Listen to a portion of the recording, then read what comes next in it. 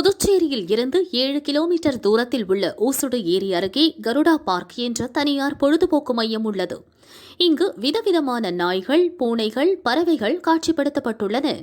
கண்ணாடி தொட்டிகளில் உள்ள வண்ண மீன்களின் பெயர்கள் மற்றும் அதனுடைய உயிரியல் தன்மைகள் குறித்த விளக்கம் இடம்பெற்றுள்ளன. மீன் தொட்டியில் உள்ள மீன்களை பார்வையிட வரும் குழந்தைகள் மற்றும் பெரியோர்கள் மீன்களுக்கு உணவு வழங்கி மகிழ்கின்றனர்.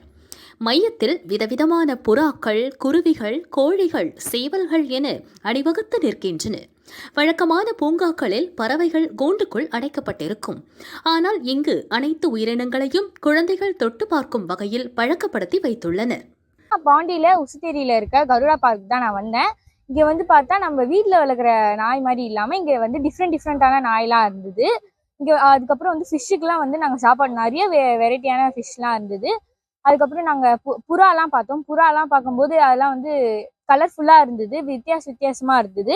பேரட்ஸ்லாம் இருந்தது. அந்த பேரட்ஸ்லாம் நம்ம ஷோல்டர்ஸில் கையிலலாம் வந்து உட்காந்துச்சு. அதுக்கப்புறம் நாங்கள் அதெல்லாம் முடிச்சுட்டு நாங்கள் வாட்டர் ஸ்லைட் போனோம். அங்கே போனால் நிறைய டிஃப்ரெண்ட்டான வாட்டர் ஸ்லைட்ஸ்லாம் இருந்தது. ரொம்ப ஃபன்னாக இருந்தது. இங்கே வந்து நம்ம வெக்கேஷனை நல்லா என்ஜாய் பண்ணலாம். பாம்புலாம் இருந்தது. பாம்புலாம் நம்ம கையில் வச்சு அந்த ஃபீல் வந்து ரொம்ப நல்லா இருந்தது. அந்த பேரட்ஸ் வந்து நம்ம ஷோல்டரில் உட்காரும் போது அது வந்து அந்த ஃபீல் வந்து ரொம்ப நல்லா இருந்தது. கருடா பார்க் வந்து நிறைய பேர் வந்து போட்டிருந்தாங்க நெட்லலாம். ஸோ வந்து ஒன்ஸ் வந்து ட்ரை பண்ணலான்னு சொல்லி நான் தனியாக ஃபஸ்ட்டு வந்தேன்.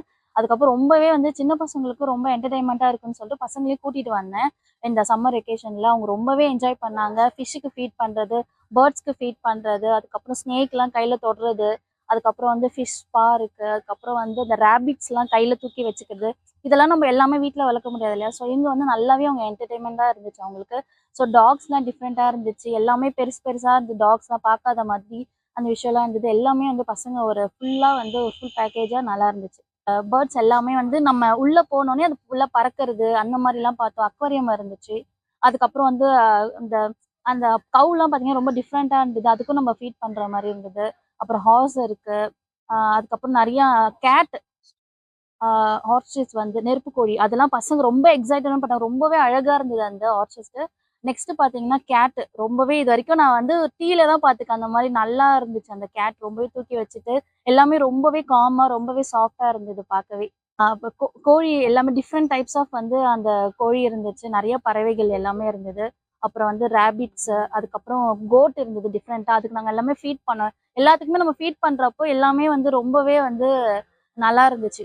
புதுச்சேரியில் முதன்முறையாக அமைக்கப்பட்டுள்ள இந்த பொழுதுபோக்கு பூங்காவிற்கு டூரிஸ்டுகள் மத்தியில் நல்ல வரவேற்பு கிடைத்துள்ளது.